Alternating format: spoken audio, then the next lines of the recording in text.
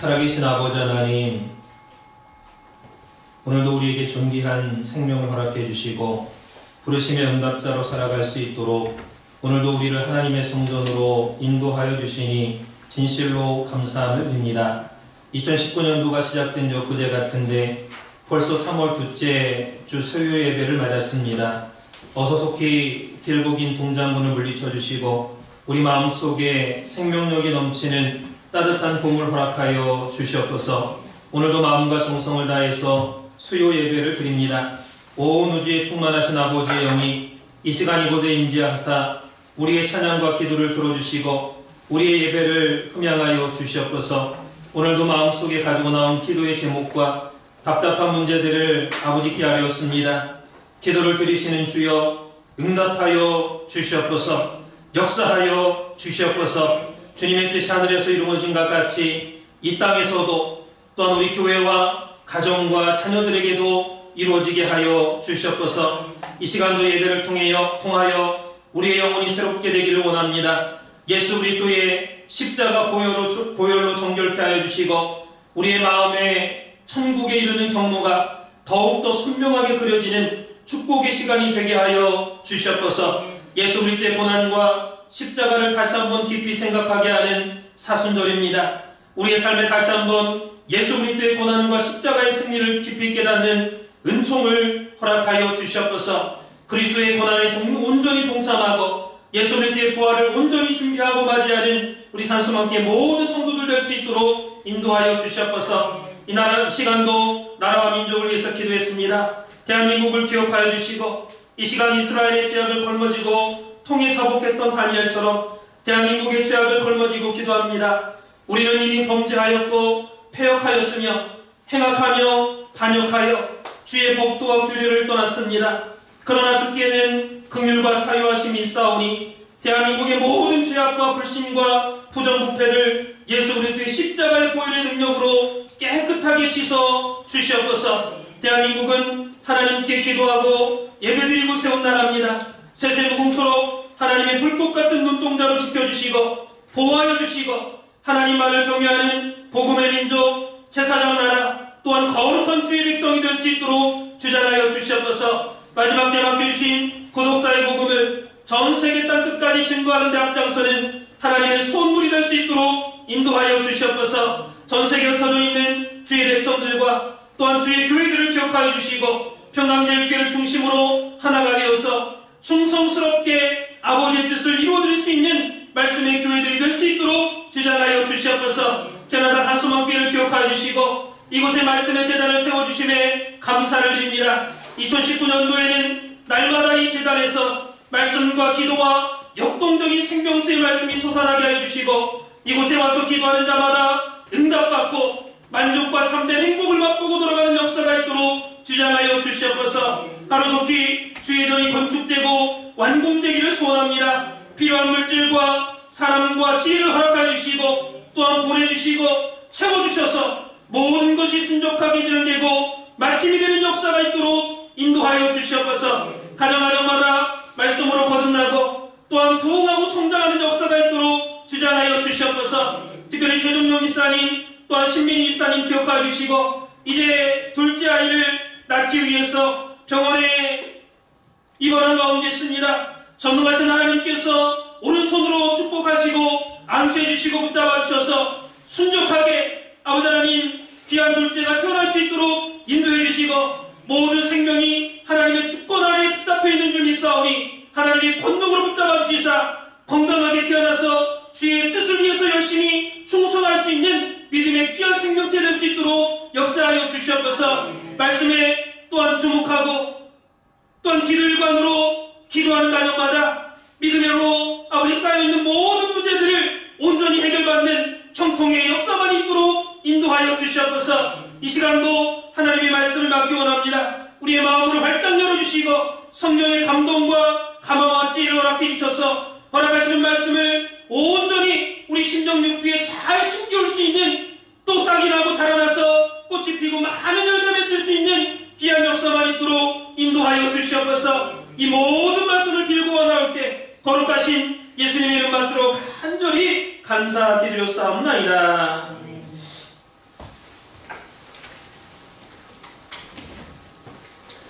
함께 은혜 받을 생명 양식은 창세기 17장 10절에서 14절까지 말씀 되겠습니다.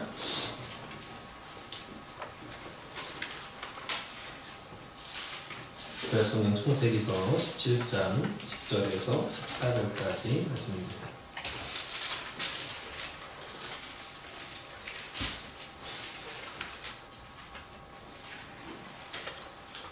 전절도 제가 공부하겠습니다. 너희 중 남자는 다 할례를 받으라. 이것이 나와 너희와 너희 후손 사이에 지킬 내 언약이니라. 너희는 양피를 베어라. 이것이 나와 너희 사이에 언약의 표징이니라. 대대로 남자는 집에서 난 자나 혹 너희 자손이 아니요 이방 사람에게서 돈으로 산 자를 물어나고 난지 8일 만에 할례를 받을 것이니라. 너희 집에서 난 자든지 너희 돈으로 산 자든지 할례를 받아야 하리니 이에 내 언약이 너희 살에 있어 영원한 언약이 되려니와 할례를 받지 아니한 남자 곧 그 양피를 베지 아니한 자는 백성 중에서 끊어지리니 그가 내 언약을 배반하였음이니라. 이는 하나님의 말씀입니다. 그래서 오늘은 오늘 함께 은혜 받을 말씀의 제목은 아브라함의 10대 명령 가운데 7번째 다 할례를 받으라 하는 명령을 통해서 함께 은혜를 나누도록 하겠습니다. 아브라함의 10대 명령 가운데 7번째 다 할례를 받으라. 자, 이제 7가지 10가지지만 지금 이제 7번째 시간인데 7가지 명령을 잠깐 정리해 보도록 하겠습니다. 첫 번째 명령이 떠나라 라는 명령이었죠. 떠나라. 사도행전 7장 3절에 갈대아 우르에 있을 때에 고향과 친척을 떠나라 이렇게 아브라함에게 첫 번째로 명령을 하셨죠. 그리고 창세기 12장 1절 보면은 하란에 있을 때에 본토와 친척과 아비집을 떠나라 이렇게 명령을 하셨습니다. 이때가 그의 나이 75세죠. 자, 두 번째는 동서남북을 바라보라 하겠습니다. 창세기 13장 14절이죠. 그 다음에 일어나 종과 뱀으로 행하여 보라. 창세기 13장 17절입니다. 이때 아브라함은 83세였다 그랬습니다. 그리고 세 번째 명령이 제물을 드리라. 내 앞에 제물을 드리라 그랬습니다. 이것은 횃불 언약을 체결하시면서 아브라함에게 내리신 명령이죠. 창세기 15장 9절입니다. 이때는 아브라함 84세입니다. 횃불 언약을 맺을 때가 아브라함 84세였다 그랬죠. 주전 2166년에 아브라함이 태어났기 때문에 연대적으로 보면은 주전 2082년이죠. 횃불 언약 맺을 때가 주전 2082년입니다. 자, 네 번째는 너는 내 앞에서 행하여 완전하라 그랬습니다. 창세기 17장 1절이죠. 아브라함 99세 때 하신 명령이 되겠습니다. 그래서 아브라함이 하갈을 취해서 이스마엘을 낳음으로 말미암아 하나님께서 굉장히 서운하셨죠. 그래서 이때까지 말씀하시지 않으셨던 것은 서운함을 표시하신 것이죠. 그래서 세 번째 명령인 제물을 드리라 하는 그 횃불 언약 시작부터 네 번째 명령까지는 약 15년간의 하나님의 침묵이 있었다라는 것을 우리가 알 수 있습니다. 다섯 번째 명령은 계명하라, 계명하라라는 명령이죠. 그래서 아브라함에서 아브라함으로, 사라에서 사라로 계명할 것을 명령했습니다. 그의 나이 역시 99세 때죠. 여섯 번째로 내 언약을 지키고 내 자손도 대대로 지키라. 창세기 17장 7절에서 9절까지죠. 역시 이 명령도 99세 때 하신 명령입니다. 그래서 이 여섯 번째 명령에 대해서는 작년 2018년도 11월 21일하고 28일에 제가 그때 설교 시간에 살펴봤고, 오늘은 아브라함의 10대 명령 7번째 다 할례를 받으라 라는 명령에 대해서 살펴보면서 은혜를 나누도록 하겠습니다. 이 말씀은 창세기 오늘 본문이 17장 10절에서 14절이고 역시 그의 나이 99세 때 내린 명령이죠. 여기서 우리는 중요한 사실을 하나 발견할 수 있는데, 그것은 바로 하나님께서 아브라함 나이 99세 때에 이 10대 명령 가운데 가장 많은 명령을 하셨다라는 사실입니다. 99세 때. 그것은 바로 하나님께서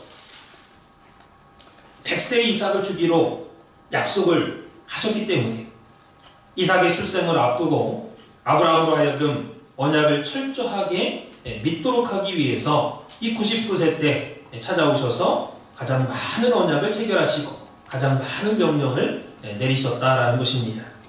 그렇다면은 다 할례를 받으라라는 명령의 배경과 이해에 대해서 먼저 살펴보도록 하겠습니다.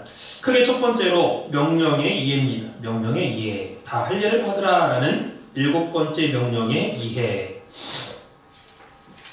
자, 하나님께서 아브라함에게 다 할례를 받으라 이렇게 명령을 하셨죠. 그 이유가 뭐냐? 작은 첫 번째로 절대로 언약을 지키라는 명령입니다. 다 할례를 받으라는 명령은 절대로 언약을 지켜라 하는 명령이 되겠습니다. 그래서 그동안 아브라함이 하나님의 말씀에 불순종하고 내 자손이 하늘의 별과 같이 많아지리라 라고 하나님께서 언약하신 것을 잊어버리고 하갈을 취해가지고 이스마엘을 낳았죠. 지금까지는 하나님의 언약을 지키지 못했지만 앞으로는 절대로 언약을 잊어버리지 말고 지키라 라는 의미입니다. 그러므로 언약의 증표로서 언약을 철저하게 기억하고 할례를 행하게 하신 것이죠. 창세기 17장 13절에 내 언약이 할례를 통해서 너의 살에 있어 영원한 언약이 되게 하려니와 그랬습니다. 지금까지 아브라함은 언약을 기억하지 못하고 살았습니다. 그러나 이제부터는 언약을 기억해야 된다는 거예요. 그래서 언약을 살에다, 너의 살에다 내가 두겠다. 하나님의 말씀을 살에다 두겠다는 거예요. 자기 자신의 살을 쳐다볼 때마다 하나님이 나한테 이런 약속을 하셨지. 그 기억하게끔. 남자의 고추 그 끝에다가 돌칼로 베가지고 피를 뚝뚝 떨어뜨리는 것이 바로 할례 예식이죠. 그 당시에 무슨 마취제가 있었겠습니까?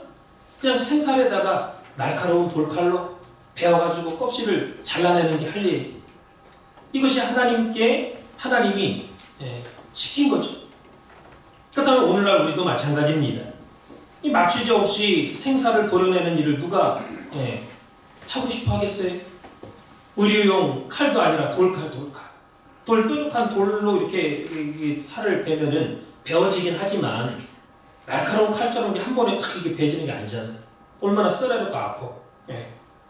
그러나 하나님께서는 지금 이 고통을 왜 당하는지를 생각하라라는 것입니다. 내가 그렇게 명령을 하고 언약을 주었건만 어찌해서 그 언약을 잊어버리고 하갈을 취해서 이스마엘을 낳았느냐? 다시는 언약을 잊어버리지 말고 말씀에 불순종하지 말고 이것을 통해서 철저하게 아픔을 느끼면서 내 언약을 지켜야 된다 라는 것을 할례 언약을 통해서 가르쳐 주셨던 것이죠. 그렇다면 오늘 우리들도 이 하나님의 말씀이 내 몸속에 깊숙이 박혀 있어야만 된다는 것. 그래서 말씀 듣고 다 빠져나가면 안 되고 우리 몸속에 이 말씀이 저장되어 있어야 돼요. 그래서 저와 여러분이 여러분의 몸속에 말씀이 담겨 있느냐 생각해 봐야겠죠. 그래서 할례처럼 몸에 박혀 있어야 나에게 어떠한 죄악의 유혹이 온다 할지라도 그것을 말씀으로 끊고 이길 수가 있다는 것입니다. 그래서 또 몸에서 피가 뚝뚝 떨어지듯이 내 안에서 죄악을 사랑하고 세상을 사랑했던 모든 죄악의 피를 다 뽑아내고 예수님의 피로 다시 한번 채워줘야 한다라는 것을 말씀하고 있는 거죠. 그래서 우리는 할례를 행하라는 이 말씀이 2000년 전 이스라엘 백성들한테 하신 말씀인데 아브라함에게 하신 말씀인데 이것이 나와 무슨 상관이 있느냐 하면서 할례를 행하지 않습니다. 그러나 하나님께서는 아브라함에게 내 언약이 내 살에 있어야 돼. 그래야 그것이 영원한 언약이 되는 거야. 이 말씀하셨어요. 이 말씀을 오늘날 나에게 끌어당겨가지고 살펴본다고 할 때 내 살에 철저하게 하나님의 말씀, 하나님의 언약이 박혀 있어야 돼. 그것이 영원한 언약이 될 수 있다는 것입니다. 즉 말씀은 지식도 아니고 또 그렇다고 말씀은 논리도 아니고 여러분들이 깊은 영의 세계를 깨달았다 할지라도 그것이 내 살에 박혀 있어서 내 삶을 통해서 나타날 때에만이 영원한 언약이 될 수 있다는 것입니다. 그래서 말씀을 지식으로만 알고 내가 많이 깨달았다고 교만해가지고 남을 무시하고 그러면 그것이 영원한 언약이 될 수가 없다는 사실이죠. 그래서 오늘도 하나님의 말씀이 저와 여러분들의 살 속에 완전하게 새겨져 있어서 박혀 있어서 그것이 영원한 언약이 돼가지고 하나님께서 인정하시는 그러한 언약 백성으로 살아가는 우리 산소만교회 성도님들 되시기를 주님의 이름으로 축원을 드리겠습니다. 그래서 하나님께서 모세를 통해서 십계명을 주실 때 돌판에다가 직접 쓰셨어요. 하나님. 왜? 종이에다 쓰면 금방 없어지잖아요. 돌은 뭐 몇천 년 이렇게 지나도 없어지지 않을 정도로 이렇게 새겨주신 거예요. 마찬가지로 우리 마음속에 우리 심령 육비에 새겨진 말씀은요 누가 뺏어갈 수 없어요. 지워지지 않아요.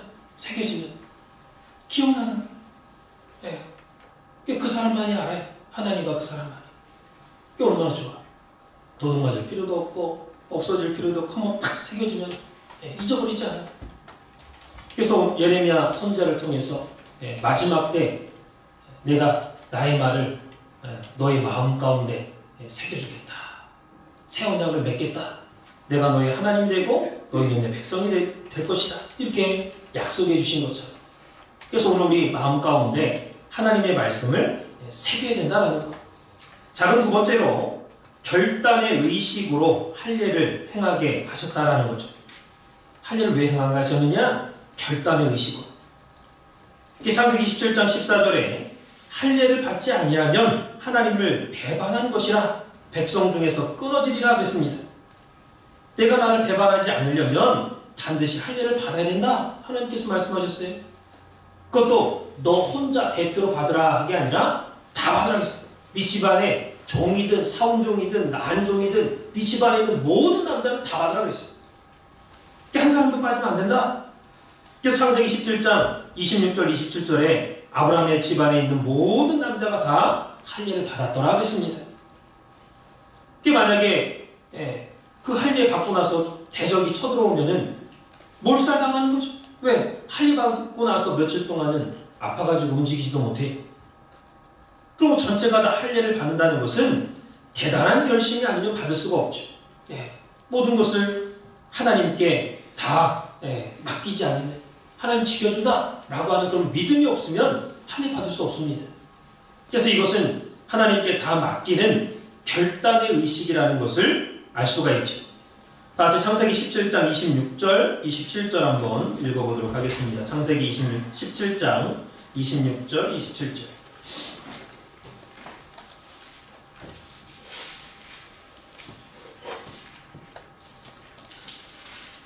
찾았으면 한 목소리로 공부하겠습니다. 26절 말씀 시작. 당일에 아브라함과 그 아들 이스마엘이 할례를 받았고 그 집의 모든 남자 곧 집에서 승리하는 자와 돈으로 이방 사람에게서 사온 자가 다 그와 함께 할례를 받았더라.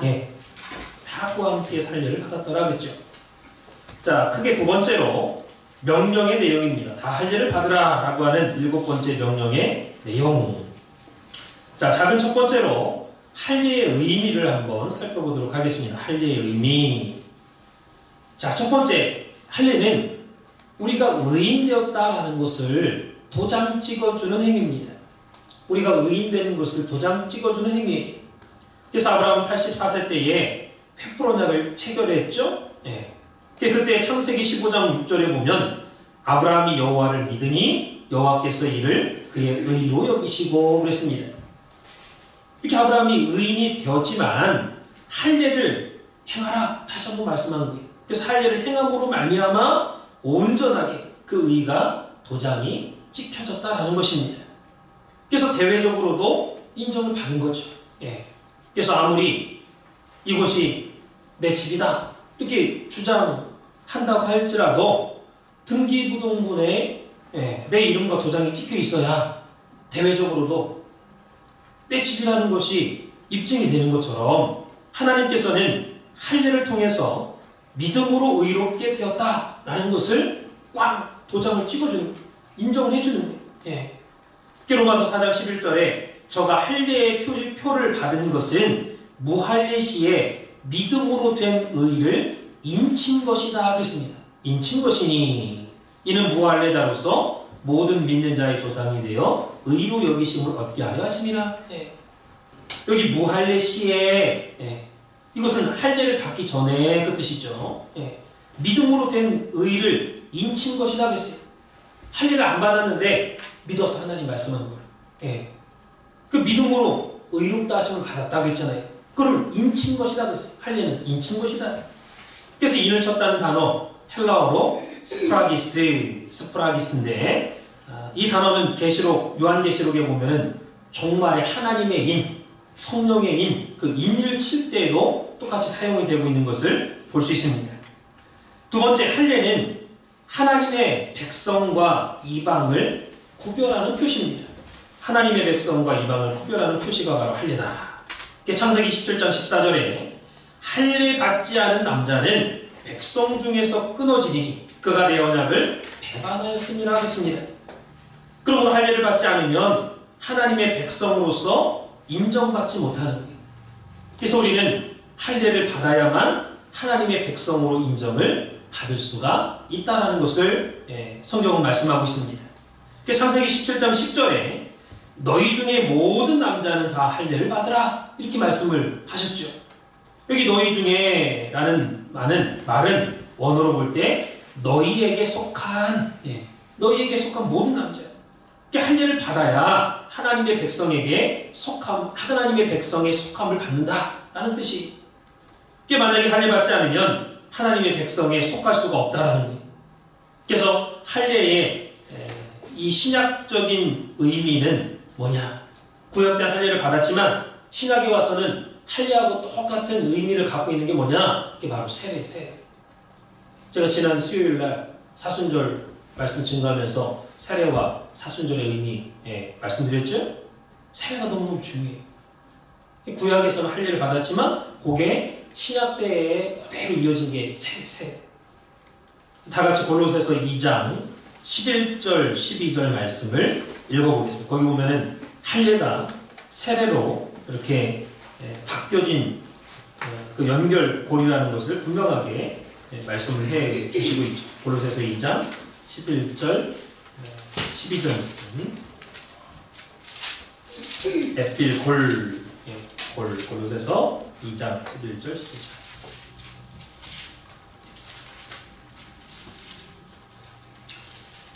골로새서 2장 11절 시작. 또 그 안에서 너희가 손으로 하지 아니한 할례를 받았으니 곧 육정 몸을 얻는 것이요 그리스도의 할례니라. 너희가 세례로 그리스도와 함께 장사한 바 되고 또 죽은 자들 가운데서 그를 일으키신 하나님의 역사를 믿음으로 말미암아 그 안에서 함께 일으키심을 받았느니라.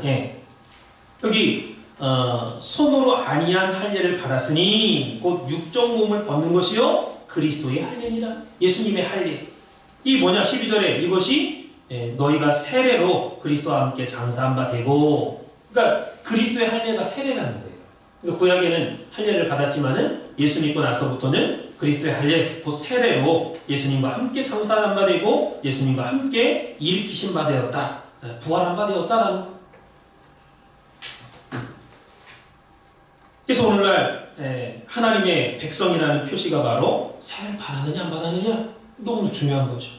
그러니까 만약에 세례를 아직까지도 받지 않은 분이 있다면 반드시 받아야 됩니다. 낳자마자 이제 유아 세례 주잖아요. 그리고 만약에 이제 어른이 됐는데도, 어린 아이나 어른이 됐는데도 아직 세례를 안 받았으면은 1년 이상 이렇게 신앙생활 하면서 학습 거치고 또 세례 이렇게 받을 수가 있습니다. 그래서 이 세례는 내가 하나님의 백성이라는 그 외적인 표시다. 자, 작은 두 번째로 할례의 종류에 대해서 살펴보겠습니다. 할례의 종류. 오늘 목사님께서는 구속사 시리즈 10권에서 할례의 종류를 4가지로 설명하고 있습니다. 첫 번째는 만물의 할례입니다. 만물의 할례. 그래서 이 만물도 할례를 받아야 된다는 거예요. 만물도. 사람만 할례 받는 게 아니라 만물도 할례를 받아야 된다. 정결케 되는 그러한 그 의식을 거쳐야 된다는 거죠. 의식이라기보다도 정결케 바뀌어져야 된다는 거. 그래서 하나님이 세우신 율법을 보면은 가나안 땅에 너희가 들어가서 과일 나무를 심든 무슨 나무를 심든 그 나무를 심고 3년 동안은 그 열매를 얻는다 할지라도 그 열매를 할례받지 못하는 것이기 때문에 먹지 마라 그랬어요. 그리고 4년째 나는 열매를 비로소 하나님께 공헌할 수 있다 그랬습니다. 4년째 나는 거. 우리가 먼저 먹는 게 아니라 너희가 거기 가나안 땅에 들어가서 나무 심어가지고 4년째 열매 맺으면 너희들이 먼저 먹는 게 아니라 4년째 됐을 때 하나님한테 봉헌할 수 있다는 거예요. 그 다음에 5년째는 너희가 먹어도 된다. 5년째부터는.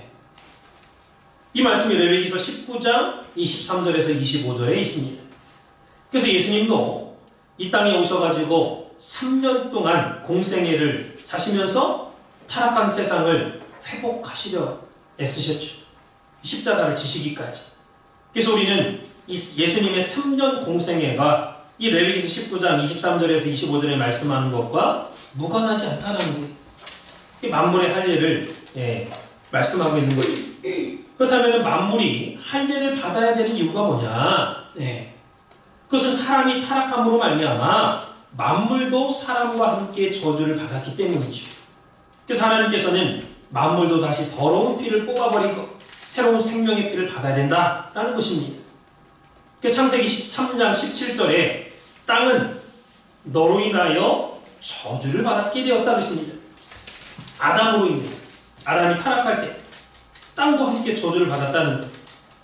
그래서 세 가지 힘든 일이 만물에게도 생겨나는 거예요. 아담 타락할 때 저주 받았기 때문에 세 가지 힘든 일이 만물에게도 생겨났어요. 그 말씀이 로마서 8장 21절 22절에 있습니다. 거기 보면은 첫 번째로 만물이 썩어짐의 종노릇하게 된다고 했습니다. 썩어짐의 종노릇하게 된다. 이 말은 무슨 말이냐? 예를 들면은 아무리 맛있는 상추가 있다 할지라도 그 밭에서 뜯어가지고 하루, 이틀, 일주일 지나면은 썩어서 냄새가 나잖아요. 이 마찬가지로 이것이 바로 썩어짐의 종노릇한다라는 말이에요. 두 번째로 만물이 우리 인간과 함께 탄식하고 또 만물이 함께 종노릇한다고 했습니다. 사람도 이거 이 세상이 또 못 살겠다, 타락했다, 이거 어렵다 막 탄식하잖아요. 새로운 세상이 왔으면 좋겠다. 이 만물도 탄식한다는 거예요. 함께 종노릇하고. 세 번째로 만물도 빨리 타락한 세상이 회복되고 하나님의 아들들이 나타나기를 학소고대하고 있다고 했습니다.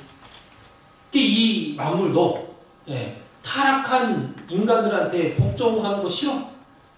너무 인간 같지도 않은 인간들이 자기들을 밟고 다니고 해치고 그냥 자기 마음대로 그냥 누리고 막 그냥 보호하는 게 아니라 완전히 그냥 짓밟고 너무 괴롭다 그 말이에요. 하나님의 진정한 아들들이 나타나기를 학수고대한다고 했습니다. 그렇다면 이 만물의 할례는 언제 성취되느냐? 그것은 바로 예수님의 재림하심으로 성취된다. 그래서 새하늘과 새 땅이 이루어지면서 하나님께서 내가 만물을 새롭게 하노라 이렇게 요한계시록 21장 5절에 말씀을 선포한 것처럼 새하늘과 새 땅이 이루어질 때 만물이 새롭게 창조되는 새로워지는 만물의 할례가 이루어지는 역사가 있다는 것이죠. 그 다음에 두 번째로 할례는 네 가지 종류가 있다고 했는데 첫 번째는 만물의 할례, 두 번째는 마음의 할례가 있습니다. 마음도요. 사람의 마음도 할례를 받아야 된다는 거예요. 정결케 되는 그러한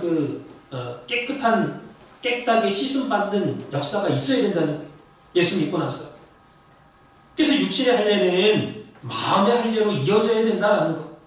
하나님께서 아브라함에게 너는 할례를 행하라. 내 살에 내 언약이 있어야 된다. 그래야 영원한 언약이 된다. 이렇게 말씀하실 때는 아브라함이 단순히 표면적인 육신의 할례만 행하기를 원하신 게 아니라는 거예요. 그것을 통해서 마음의 할례까지 행하기를 원하신 것입니다. 그 어떻게 할 수 있느냐? 신명기 10장 16절에 보니까 그러므로 너희는 마음의 할례를 행하고 그랬습니다. 마음의 할례를 행하라는 거예요. 너 예수 믿고 나서도 왜 이렇게 마음이 악하냐? 왜 이렇게 마음이 못돼 먹었냐? 이게 마음이 그러면 안 된다는 거예요. 예레미야서 9장 25절 26절에 보니까 하나님께서 열방을 심판하시겠다고 했습니다. 왜 심판하시느냐? 이유가 보니까 열방은 할례를 안 받았다는 거예요. 그리고 이스라엘도 심판하신대. 왜 심판하느냐? 이스라엘은 육적인 할례를 받았지만 마음의 할례를 안 받았기 때문에 심판하시겠다고 했습니다. 무서운 말씀이죠. 마음의 할례를 안 받았기 때문에 심판하시겠다는 거예요. 그렇다면 이 마음의 할례는 뭐를 말씀하시는 거냐? 회개하는 걸 말하죠. 회개하는 거. 그래서 마음이 새롭게 변화되는 것을 뜻합니다. 예레미야서 4장 4절 보니까 너희 마음 가죽을 베고 하나님께 속하라 했습니다. 그래서 내 심령이 회개하고 새롭게 됨으로 말미암아 세상에 속한 내가 하나님께 속한 나로 바뀌어지는 걸 말하죠. 이렇게 마음 가죽을 뱀으로 말미암아 하나님께 속한 사람이 되는 거예요. 마음 가죽을 베는 게 뭐예요? 마음이 상하는 거예요. 깨지고 상하는 거. 회개. 그냥 단지 일이 안 풀려서 엉엉 울고 슬픈 것만을 얘기한 게 아니라 그 슬픈 것이 내 죄를 깨달아서 슬픈 거예요. 돼야 그게 마음 가죽을 찢고 회개하는 게 되는 거지, 할례가 되는 거지. 그냥 슬픈 일을 당해서 슬프고 어려워서 힘들어서 우는 거는 아무런 소용이 없어요. 두 번째는 말씀을 준수하는 것이 마음의 할례는 회개하는 것. 그 다음에 말씀을 준수하는 게 바로 마음의 할례입니다. 마음이 새롭게 변화되면 하나님을 사랑하는 마음이 됩니다. 그래서 하나님을 사랑하는 마음으로 말씀을 지키는 거죠. 하나님을 사랑하는 마음이 있으면 말씀을 지키게 돼 있습니다. 신명기 30장 6절에 보니까 너희는 마음을 다하고 성품을 다하여 주 너의 하나님을 사랑하라고 했습니다. 그리고 하나님을 사랑한다면 하나님의 명령을 지키라라는 거예요. 지키라. 결국에는 아브라함에게 할례를 행하라 라고 하신 것은 단지 할례 의식에 순종하라 라는 의미가 아니라 그 의식을 통해서 마음에까지 할례를 받아서 하나님을 사랑하는 마음으로 충만해져 가지고 자기도 모르게 하나님의 명령을 준행하는 지키는 사람이 되라 라고 하는 말씀입니다. 이것이 마음의 할례예요. 근데 열방은 할례를 안 받아가지고 심판을 받았고 이스라엘은 마음의 할례를 안 받아가지고 심판을 받게 됐다고 했습니다. 세 번째로 이 할례의 종류 세 번째는 귀의 할례입니다. 만물의 할례, 마음의 할례, 세 번째 귀의 할례. 그래서 이 귀는 말씀을 받는 첫 번째 기관이죠. 사람의 몸 가운데 말씀을 받는 첫 번째 기관이에요. 여러분이 하나님의 말씀을 귀로 먼저 듣는 거죠. 귀로 먼저 들어요. 그렇기 때문에 마음의 할례를 받기 위해서는 먼저 귀의 할례를 받아야 된다는 것입니다. 그래야 말씀이 귀로 들어와가지고 내 마음까지 내려가서 마음을 고칠 수가 있는 거죠. 사도행전 7장 51절에 보니까 목이 곧고 마음과 귀의 할례를 받지 못한 사람들아 너희가 항상 성령을 거스려 너희 조상과 같이 너희도 행하는도다 했습니다. 이 말씀은 스데반 집사가 돌탕 맞아가지고 순교당하기 직전에 이스라엘 백성들의 죄악을 아주 그냥 돌직구를 날린 거죠. 너희가 마음과 귀의 할례를 받지 못한 놈들아 그 이스라엘 죄를 지적한 거예요. 그래서 여기 마음과 귀의 할례가 동시에 나왔죠. 이것은 마음의 할례를 받으려면 먼저 귀가 할례를 받아야 된다 그 말이에요. 그래서 이 말씀이 예레미야서 6장 10절에 있습니다. 보라 그 귀가 할례를 받지 못하였으므로 듣지 못하는도다. 보라 여호와의 말씀을 그들이 자기에게 욕으로 여기고 이를 즐겨 아니하나니 그랬습니다. 그러니까 너희가 귀의 할례를 받지 못함으로 하나님의 말씀을 듣지 않는구나. 하나님의 말씀을 했을 때 욕으로 여긴다는 거예요. 자기를 욕하는 걸로 여겨. 즐기지 않는구나. 즐겨 듣지 않는구나. 그랬습니다. 예레미야서 6장 10절에 예수님께서도 마태복음 13장 16절에 보니까 너희 눈은 봄으로 너희 귀는 들음으로 복이 있느니라 했습니다. 예수님께서 사람으로 이 땅에 직접 오셔가지고 하나님의 말씀을 선포하셔도 사람들이 그 말을 안 들어. 들을 귀가 없어. 귀에 할례를 받지 않았어. 그게 무슨 말 하는지도 몰라. 오늘날 저와 여러분도 마찬가지로 귀의 할례를 받아야 돼요. 귀의 할례. 이 할례 받은 귀는 하나님의 말씀을 들을 줄 아는 귀죠. 그런 하나님의 말씀을 들어도 들리지 않는 귀가 있습니다. 말씀 분명히 들었는데 안 들려. 몰라. 네. 할례 받지 못한 귀입니다. 우리의 귀가 이상하게 말씀이 안 들리고 무슨 뜻인지 모르겠고 말씀 듣는 게 귀찮고 그럼 그건 할례를 받지 못했다는 증거예요. 그래서 우리는 종말에 성령의 말씀하시는 그 말씀을 들을 수 있는 귀가 돼요.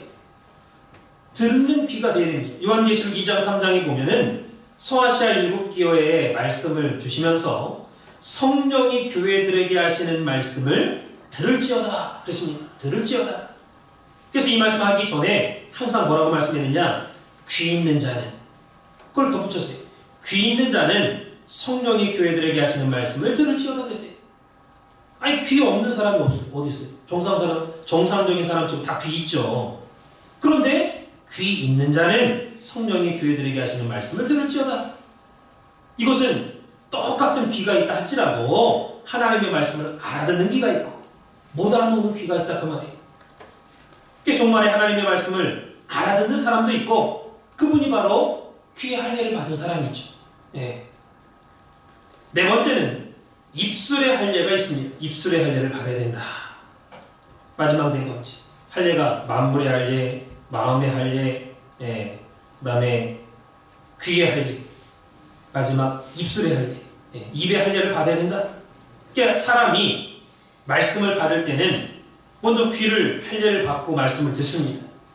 그러면 놀라운 것은 그 말씀이 마음속에 채워져요. 마음속에. 이것이 마음의 할례죠.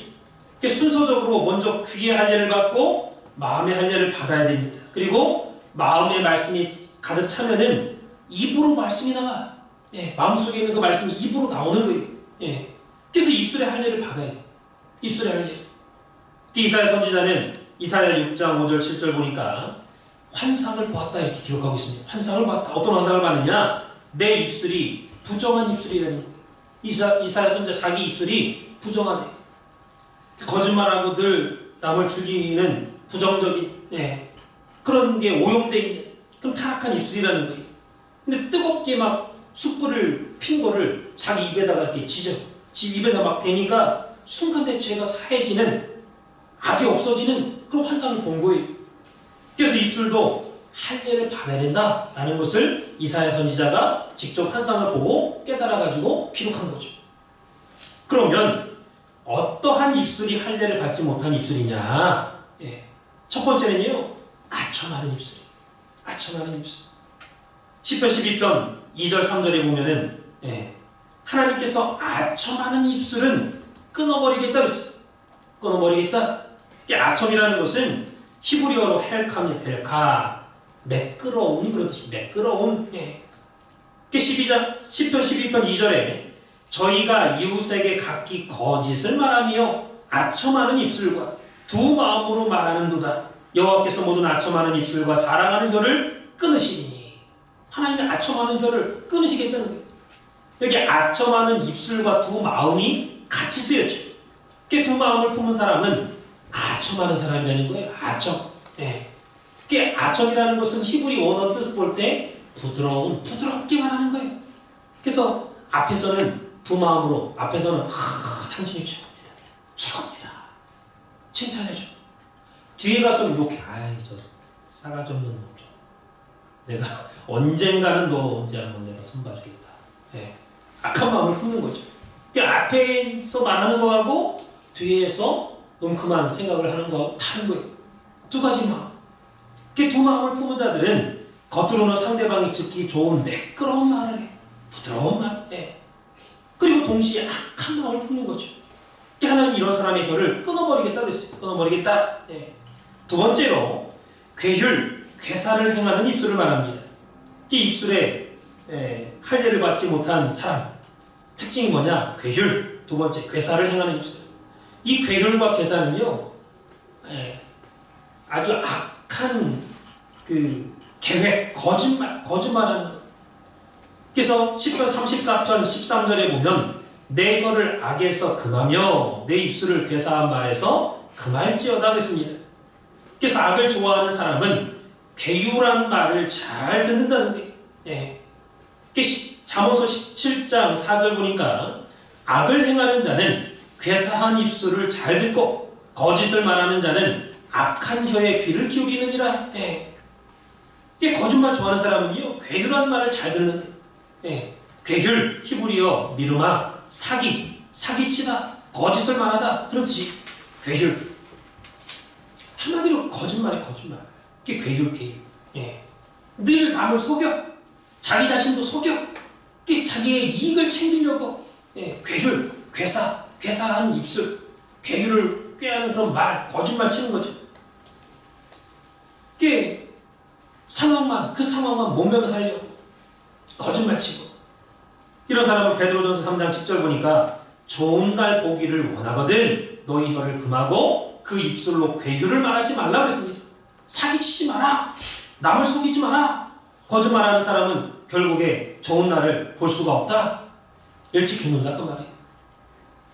오늘 우리 입에서 괴율과 괴사를 버려야 돼.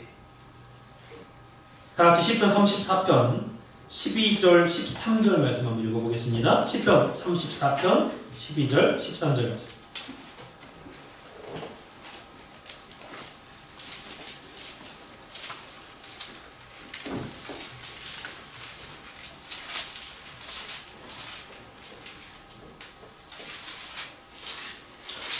자, 시편 34편 12절 13절 시작. 생명을 사모하고 장수하여 복받기를 원하는 사람이 누구뇨? 내 혀를 악에서 금하며 내 입술을 괴사한 말에서 금할지어다. 예. 생명을 사모하고 장수하기를 복받기를 원하는 사람은 내 혀를 악에서 금하라.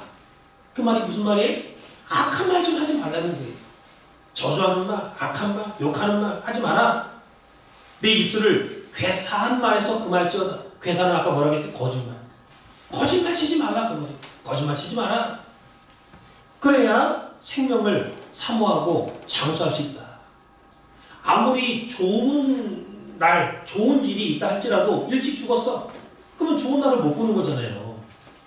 내 자녀가 막 좋은 직장에 출세하고 아무리 좋은 게 있다 할지라도 좋은 사람과 결혼하고 내가 일찍 죽으면 어떻게 봐.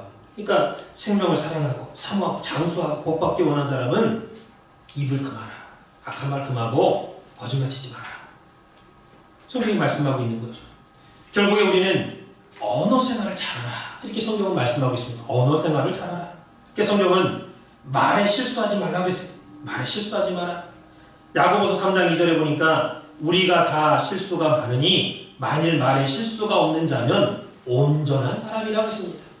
말에 실수가 없는 사람은 온전한 사람이래요. 그러니까 말이 그 사람의 어떤 인격과 그 사람을 대변하는 데 있어서 얼마나 중요한 포인트를 차지하는가를 말씀하고 있는 거예요. 그 사람이 정말 된 사람인가 안 된 사람인가 뭘 보고 하느냐? 행동, 말 보고 하는 거예요.